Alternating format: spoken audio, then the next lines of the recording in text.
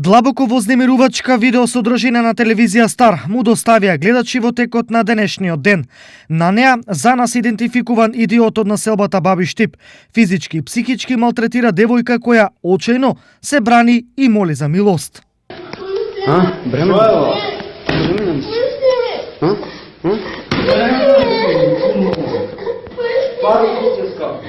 Снимката која на социјалните мрежи веќе собира многу гнев, носи и соодветни коментари. Ова треба итно да се пријави.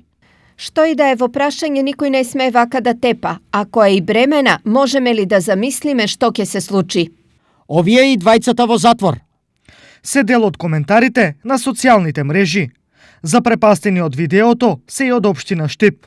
За жал, сведоци сме дека во случајов имаме флагрантно кршење на законот преку едно нечовечко, нехумано и несватливо насилничко однесување.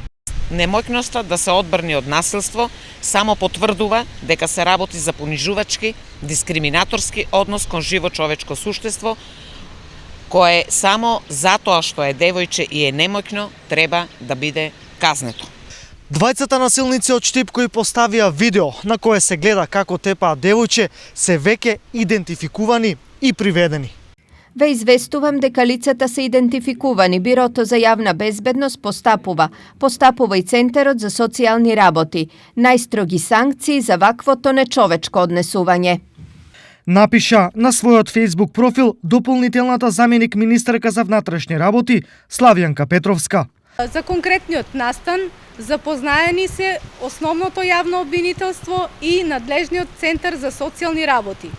Секторот за внатрешни работи Штип ги презема сите потребни мерки за целосно расчистување на случајот.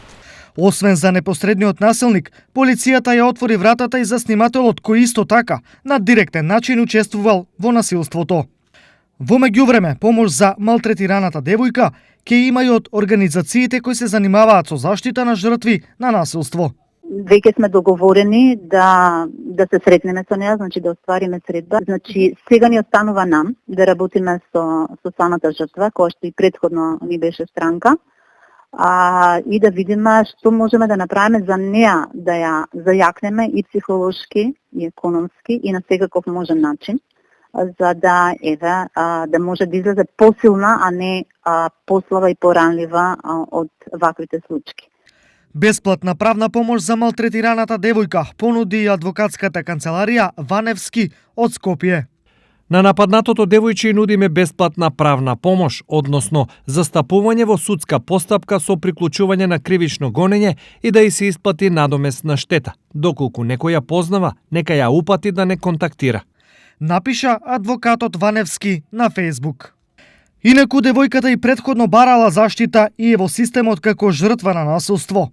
Овој пат како насилници се идентификувани лица со иницијали СА и ПР, двајцата од Штип.